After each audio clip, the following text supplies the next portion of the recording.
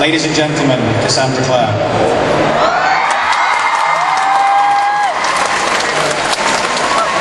Bigger, bigger, yeah!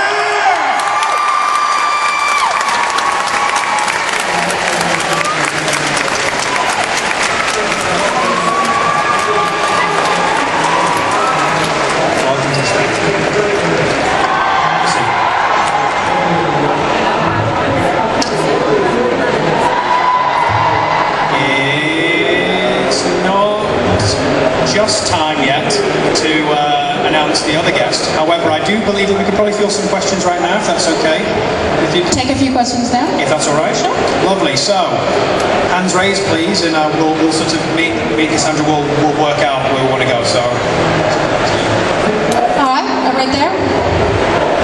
Yeah. Do you plan to have Magnus in all the future Shadowhunter series? Do I plan to have Magnus in all the future Shadowhunter series? Yeah, Magnus is a lot of fun to play. He's one of my favorites, and that's why he has his own whole spin-off series, The Bane Chronicles, but I can't promise he'll be in everything, because I don't want to make any promises about who lives and who dies. So yeah, I'm sorry, that's all I can say. Well, I'm going to interject here because I have an important announcement to make. Very big deal. Very, very big deal. Have you met Jamie yet? Here he is.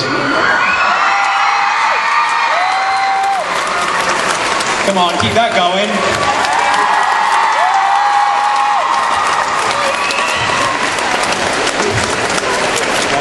Welcome. Good afternoon, everybody. Okay, so I think we just need to continue with some questions first, and then I will make the surprise announcement. Okay, sounds good. So, for your guest, maybe Jamie, Jamie, hi, how you doing? You're right. You okay? Oh yeah, no, my mum was just trying to call me. No, it's okay, we'll wait. Busy, We'll wait. Mum, jeez. We can wait. Alright, Okay. so do you want to pick the next one? Do you want me to do it? In the beautiful blue dress. Hey, the angel at the end of the last book, is that the one that we know about and have seen through the series, or is it just a different angel that... Wait, I'm sorry, I couldn't hear. At the end of the last couple of pages in the last book, you see the angel on the steps, but is that the main one that we're seeing through the series, Yes. or is it is in the... Yes. I'm trying not to give spoilers. No, I was trying to question if that's what it is, but... Okay. Let's see. Sorry, back there on the aisle. Want to stand up? This is for Jamie. Hi. Hello. Was it harder training for Camelot or for the modern instruments? And what's the coolest trick that you've learned? It was harder training for the mortal instruments, but to be fair though, I think without the previous training that I'd done on Camelot, it would have been a lot harder. The coolest trick that I learned, for a while I knew how to kill somebody with my bare hands. That was pretty awesome. But I've got a brain like a sieve, so literally it just disappeared. Like someone was like, "Do you want to fight me?" the other day. I was like, "Not really. I'm all right. I'll probably just go home and read a book." So yeah, front flips and yeah, loads of cool stuff. Actually, question. Alright, who's got one for Jamie? There. Yeah. Marshall will ask you a question. Are you ready for the global success that's going to come with the film, already with the books? Can you predict the future? Is that for certain? I couldn't. I'm kidding. I suppose like for me personally, it's not something that I really like focus on. It's not something that I want to focus on or that sort of concerns me. What I really enjoy is coming to things like this and meeting the fans of the book series and the original fans, you know, that made it possible for me to do the film and made it possible for us to make the movie. as you know, am I prepared? I don't know what's coming. You know, I'm just going to carry on being me, I suppose. I'll try anyway. It's worked for 24 years, so I'll give it a shot for a bit longer. I've got a question for Cassie. Maybe. Yeah, that's right, I'm going to palm it off. I guess that was fair. You with the Clare Frey gloves. Hi, Cassandra. Hi, I just wanted to know why you named your books like that, like important and stuff. Oh, just hold the microphone closer to your mouth. There we go. Why did you name your books like that, like mortal instruments and stuff? I mean, why the titles? Like why City of Bones, City of Ashes, City of Glass? That's quite a strange name.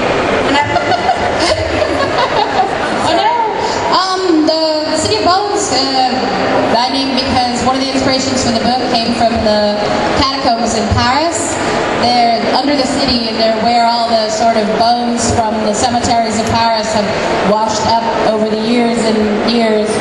And they've built a whole city out of bones, chandeliers made out of bones, tables and benches and roads made out of bones, and it's amazing. And so I kind of took the idea of this city made out of bones and put it into the books. There's the City of Bones, where all the bones of the shadow hunters are burned and made into ashes, and the ashes make the city. And so I named the book after that because it's such an important place for the shadow hunters, and then I wanted, you know, there to be a continuity between the titles. So City of Glass is Alicante because it has the glass towers.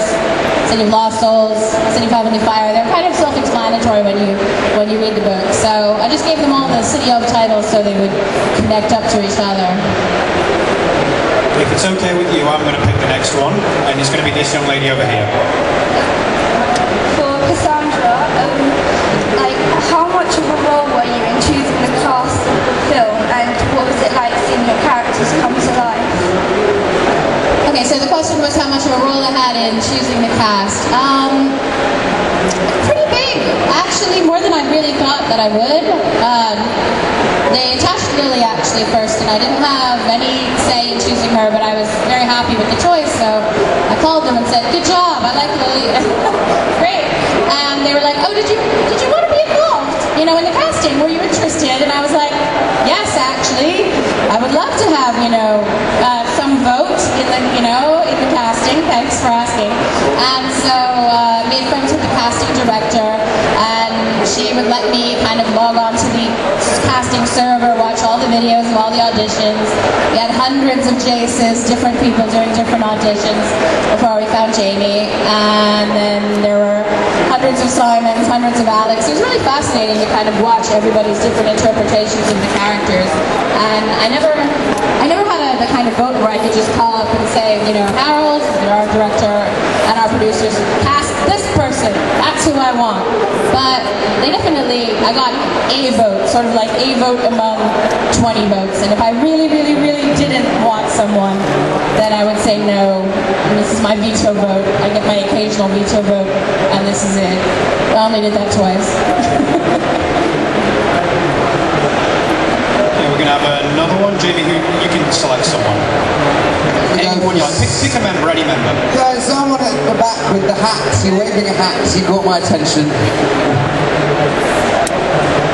And in the meantime, we'll just chill out. No, not today. Not today. Not missing. Oh, not today. This question's for Cassandra. I was just wondering, you know, in Clockwork Princess, you explain how Jason is grandfather. You know what? If you could repeat the question and just hold it ever so... Do this. In Clockwork Princess, you explain how Jace got his birthmark, and I was wondering whether that was planned or just like when you read the moment kind of thing.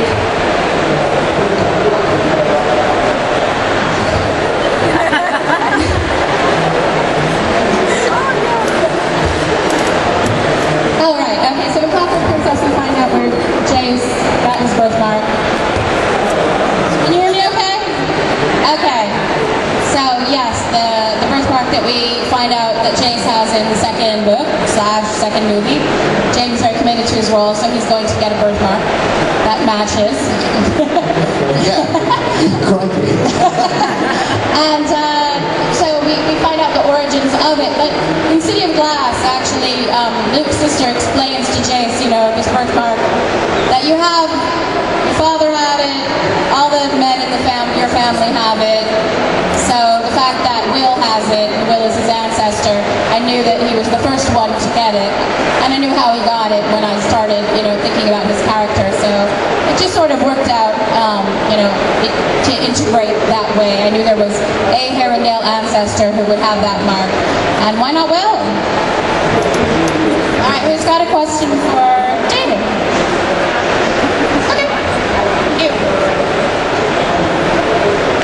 At the front. Lady just over there. So hold your hand up, miss. You can. Wearing the Harry Potter necklace. Yeah, definitely have it. What's been the peak of your career? What moment made you think that you're really happy with what you're doing? Crikey. What? Wow. That's an interesting question. I suppose to me it's still sort of shocking that somebody wants to pay me money to dress up and to sort of have fun. And that, you know, if I get to wake up and do that 8 months out of the 12-month year, I'm pretty happy. You know, there are days when it's difficult, there are days, it's like any job, there are days when it sucks, there are days when it's tough, you're tired, and, you know, you're basically like living with, you know, like 12 other people, like full on, for, you know, however long, and sometimes you get on each other's nerves, and sometimes, you know, it's like a family. But if I'm just happy to be able to wake up and look at my life and be grateful, because it's very easy to sort of just lose that scope. You know, if you have people around you going, yeah, you're going to Barcelona, you go, yeah, this is awesome, of course I'm going to Barcelona, you know, but I'm very grateful for that. So every day for me is a joy. I'm trying to make it a joy.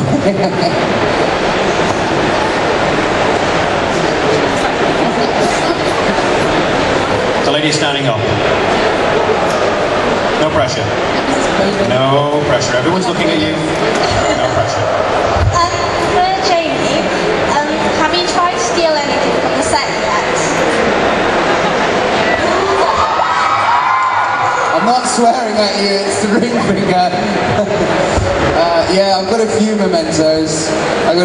Cassie gave me a bracelet, which I'm wearing today. I've got the ring, my seat back, and very precious memories. I tried to steal a few things from the set. I tried to steal the Mortal Cup, but I don't know if you ever carried the Mortal Cup. That's you that's tried to steal Yes, the I did Mortal Cup. try to steal the Mortal Cup. There I was thinking it was Valentine. That was me. And I don't know if you ever picked it up, but it's extremely heavy. I thought it would be like a prop in a play. Said it would be made out of plastic and really light, so I grabbed it, and my hand went down like this, bam! Because it weighs about like 10 pounds. So I realized there was no way I was getting it off set without Harold, the director, noticing. I had to put it back, but he gave me, we all have these. I think Jamie has one too. You got one of the necklaces? Yeah, I'm not wearing it today though. I don't know where it is. In all honesty. Jamie had one. Somewhere in my flat. But these were all, the Shadowhunters in the movie all have these necklaces. They each have a little rune on them, so I think Jace's is strength and Valentine's is courage, Hodges is wisdom, so I wanted one as well, and I begged one off the costume director, so she made it for me, and it's good luck. So I'm hoping it's not sarcastic.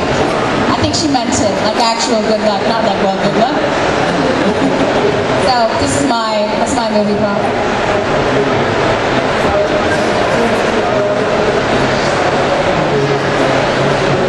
We got a. Anybody in the back? Okay, they're waving.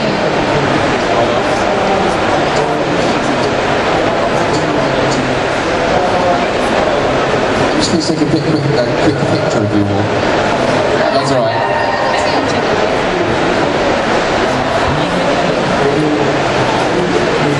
Give us a wave. Come on. That's better. Thanks, guys. We have that. Okay, all the way in the back. I have a question about the church. I know there's a lot of rumors whether or not he is Tessa. Is it the same church from Clockwork books and the Mortal Instruments books? Okay, so this is about Church the cat, who is immortal. Yes, he's a magical immortal cat. He doesn't actually have any powers. He's just a cat. Old cat. Just a really old cat. But beyond that, not really. There are a lot of theories that eventually, at the end of the series, Church will turn out to be super powered and take out the bad guy. But that's actually not going to happen. He's not Tessa in disguise. He's not anything. He is literally just a cat who is always in a bad mood, and is about 135 years old. So actually, based on a cat of mine. Massive plot twist in the last book. Church is Clary's father. In cat form. Think about that if you will. Whoa. Yeah, weird. Okay, I'm going to have to interrupt. So, what is this special thing? What are we going to do? What are we going to be surprising you with? Okay, we have very special footage available for everyone to see for the first time. Oh, come on, it's a bigger deal than that. But, and this is a very serious but, this is my serious face, okay? And you'll see the same thing with Jamie and Cassandra. Absolutely no recording whatsoever. Everybody turn their phones off. If there is a flash, if there is a glint off the lights that someone is holding anything up, we have very stringent anti-piracy policies here. You will be removed. The footage will be taken away. Is it this film? Yeah, you know Daenerys Targaryen, stand up for a moment. There you go. Wrong panel.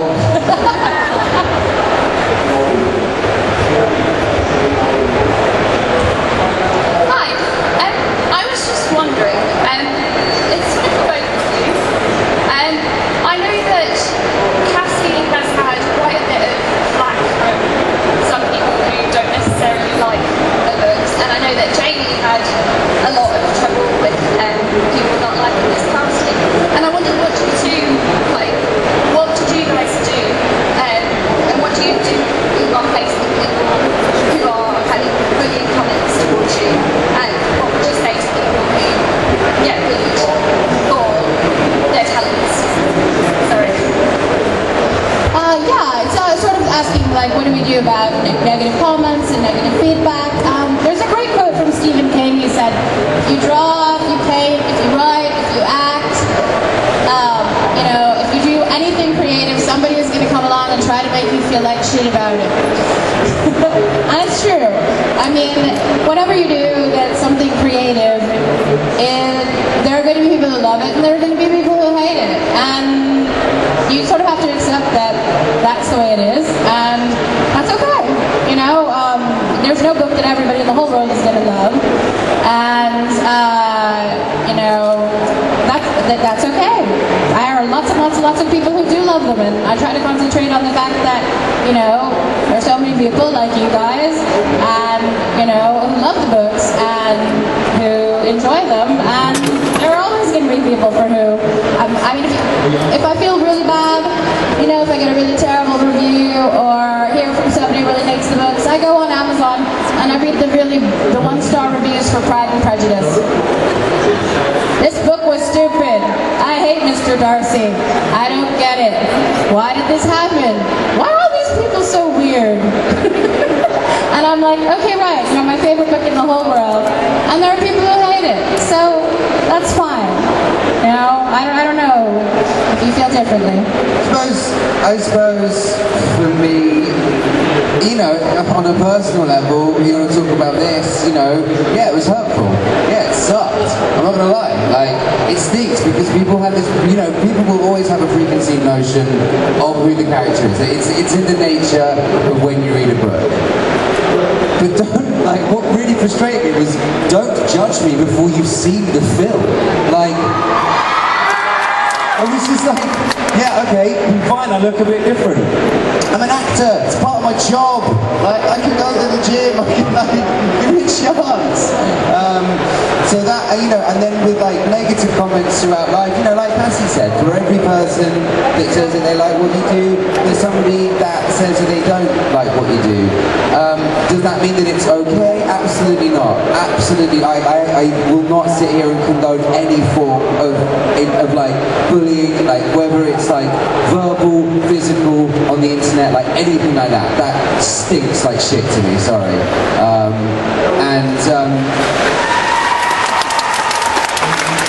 So, you know, I guess you just got to have your family and your friends around you, you know, when things get tough, the people that love you for, you know, for who you are, not for what you are.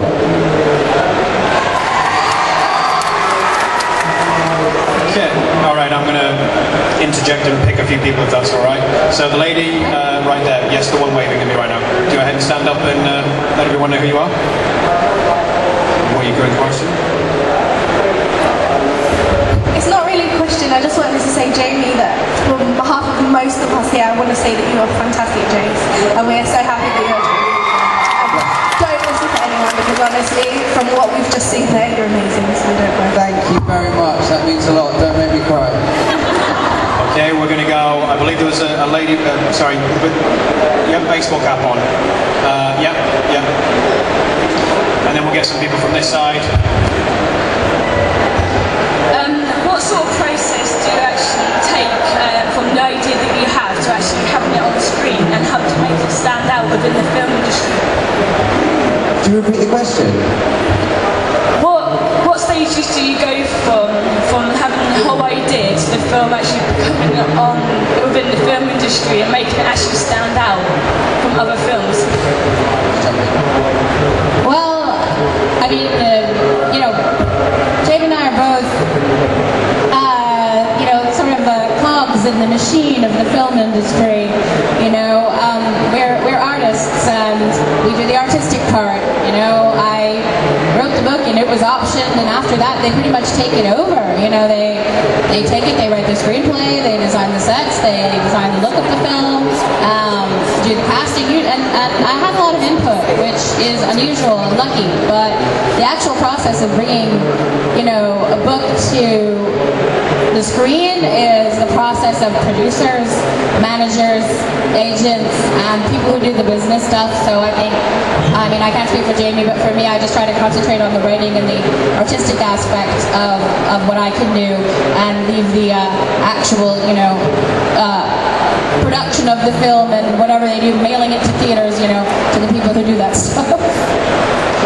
And I suppose sort of what makes this different, and this series of books, and also the movie, is that I think it really knows, it's quite vague, but I think it really knows what it is. Like, it's not trying to sort of conform to like being a little bit of everything, or like and not quite there on some aspects, and sort of just ends up being a bit wishy-washy, because we've seen movies recently that have been that, and you sit there and I go, I wanted this to be good, but I don't get it, like it just something didn't translate. And so, you know, the way that Cassie's written the books, and then Harold's vision, and the sort of, I suppose, the collaborative process of working on something like this really makes it stand out for me working on it. So hopefully that translates to screen. No, I think it's true. This was definitely, it was a passion project for the people who worked on it, even for the producers. They really, you know, they loved the books. They wanted to bring them to the screen in the best way that they could.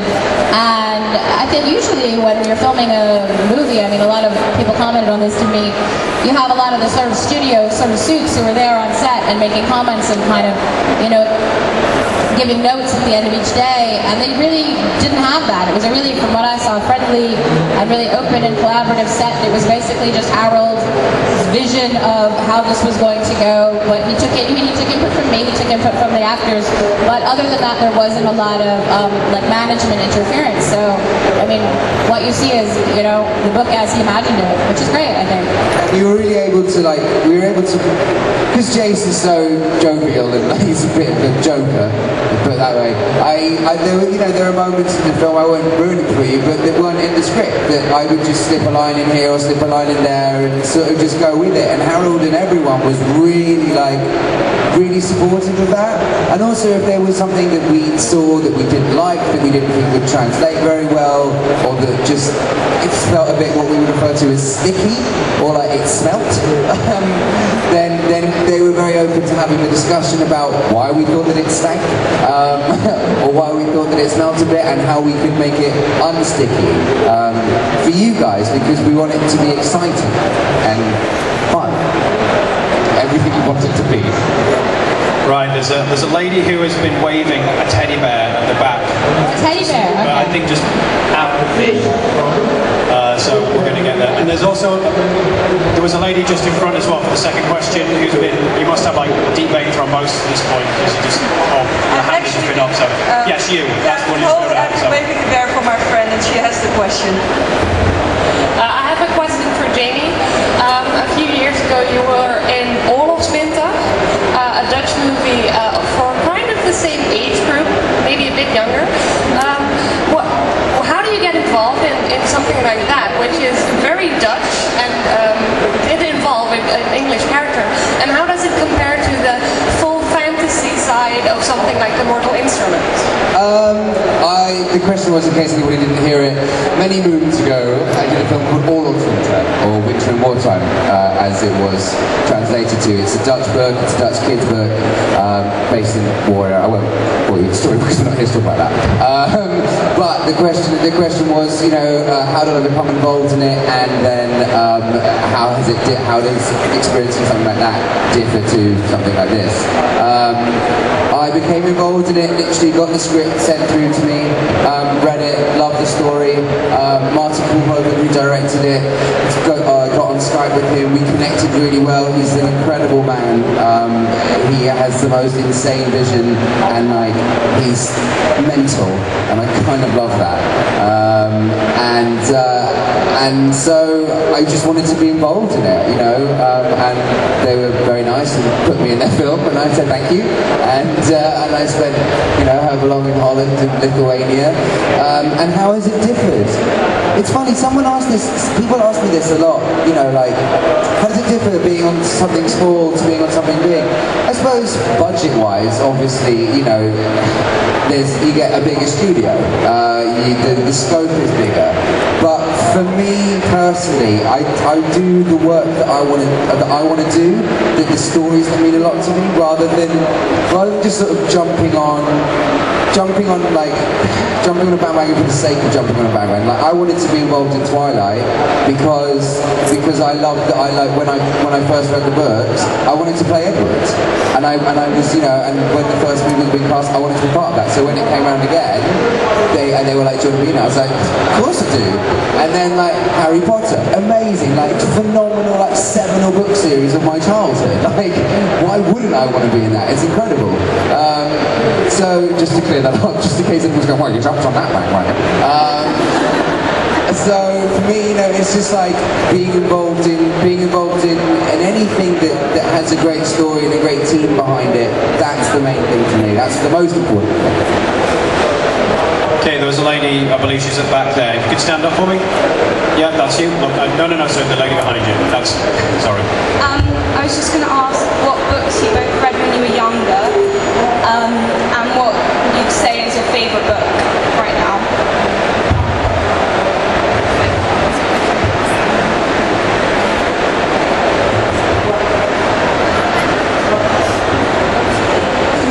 What books did I read when I was younger? My favorite books when I was growing up were Lord of the Rings. I loved those books. I read them every year. I still read them all the time. They're wonderful. And I loved how Tolkien built a whole world that felt incredibly real. And what am I reading right now? I just started reading Game of Thrones. I told myself I wouldn't, and I was going to wait until they were all over. Come on, Game of Thrones, it's awesome, right? So I'm reading that. Books that I read when I was growing up: Spot the Dog, classic. Biff and Chip, another classic.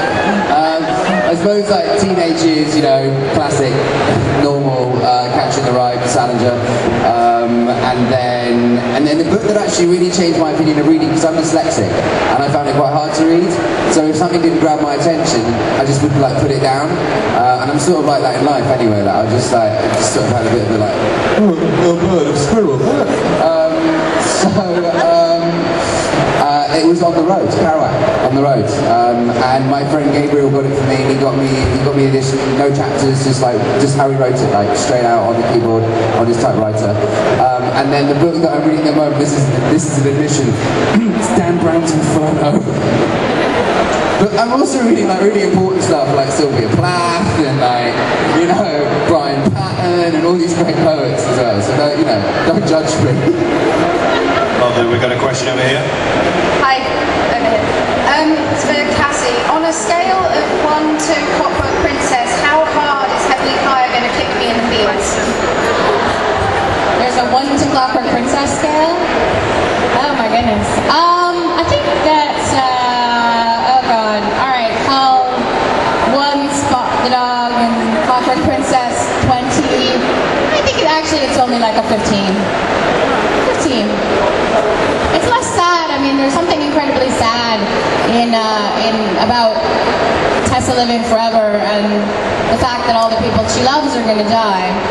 And you don't have that with City of Heavenly Fire. I mean, Jason, Clare, and the crew, they're all mortal pretty much, except Magnus. And, they have mortal problems. So it doesn't have this sort of overwhelming sense of sadness. Just getting over kick me in the feels. Okay, we're going to do 2 ways. The lady with sort of the off-green hair and the woman who made a face at me. So you get the next one, okay? Hi, this question's for Jamie. I just want to know who your favourite character is in the series and which actor do you think really brought a character to life for you? Ooh, what in this series? Oh gosh, everyone did such a sterling job. I don't want to be like that. Was me, stand out, unbelievable.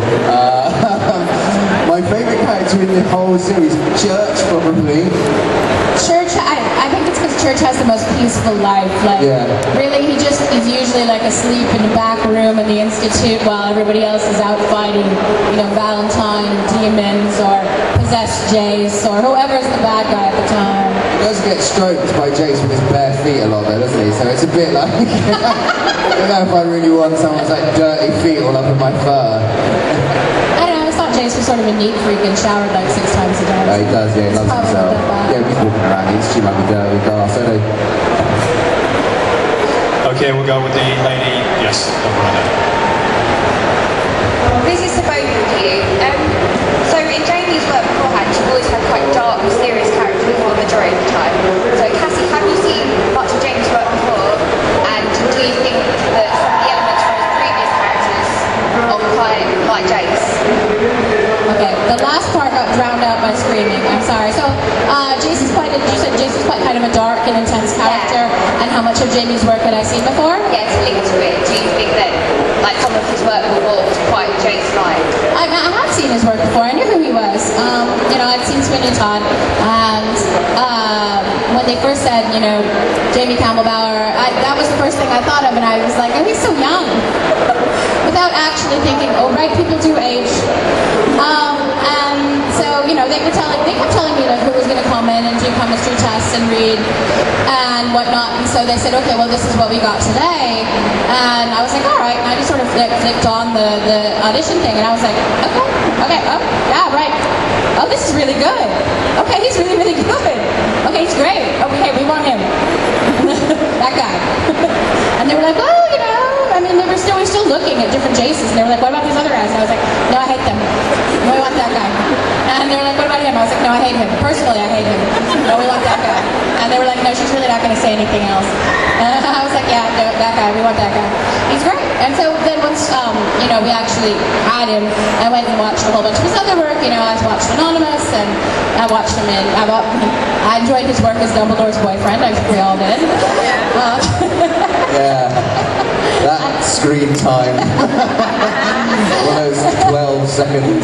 It was a very dramatic jump out the window you did. That was like, that's James right there. Hey, I'm still jumping getting out paid. that window. And of course knew him from Twilight, and I went and watched all of Camelot. So I really did familiarize myself with what he could do. and I was really confident, really confident that he could do this. So. I think, for me, I said this not yesterday, 2 days ago. For me, a lot more of Jace existed within me than I actually knew. I'm trying to find you to stay. There you go. There you are. Sorry, I just hate like scanning and not paying attention to anyone. Yeah, thanks very much. Yeah, I think a lot of Jace existed in me that I didn't really know about. And that was really interesting for me because I do actually naturally take on the dark side of things because I'm quite light in my life. I need to get rid of the darkness so I don't do work. So that was really interesting for me to experience that. It's true, he's quite grumpy on set when he's being Jace, and then completely different when not being Jace. It's true. I'm schizo.